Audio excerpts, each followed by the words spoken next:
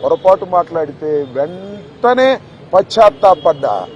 పశ్చాత్తాపానికి మించిన ప్రాయచిత్తం లేదంటారే, మరి ఏమిటి? ఎంతమంది పశ్చాత్తాపడ్డారు? నేను తప్ప ఎవరైనా పశ్చాత్తాపడ్డారా అని అడుగుతా ఉన్నా. సరే, ఏది ఏమైనా టైం విల్ డిసైడ్. ఒకటి మాత్రం నేను చెప్పదలుచుకున్నాను, నాకు ఈ సందర్భంగా సపోర్ట్ చేసినటువంటి వారందరికీ కూడా పేరు పేరున నా హృదయపూర్వక నమస్కారాలు, ధన్యవాదాలు. నా పార్టీ కానివారు కూడా నన్ను సపోర్ట్ చేశారు.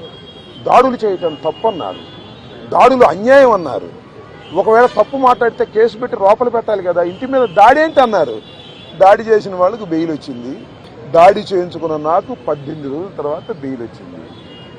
ఏం చేయగలిగారు? ఏం చేస్తారు?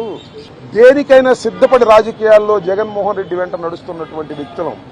ఆ రోజు రాజశేఖర రెడ్డి వెంట నడిచాం, ఇవాళ జగన్మోహన్ రెడ్డి గారి వెంట నడుస్తాం, తుదకంటూ నడుస్తాం. బొందిలో ప్రాణం ఉన్నంత వరకు జగన్ వెంట నడుస్తాం. ఏ విషయాన్నైనా, ఎన్ని కుట్రలనైనా, ఎన్ని కుతంత్రాలనైనా ఎదుర్కోవడానికి సిద్ధంగా ఉన్నామని కూడా ఈ సందర్భంగా మనవి చేస్తున్నాను. అందరికీ నా హృదయపూర్వకమైన ధన్యవాదాలు ఈ సందర్భంగా తెలియజేసుకుంటున్నాను.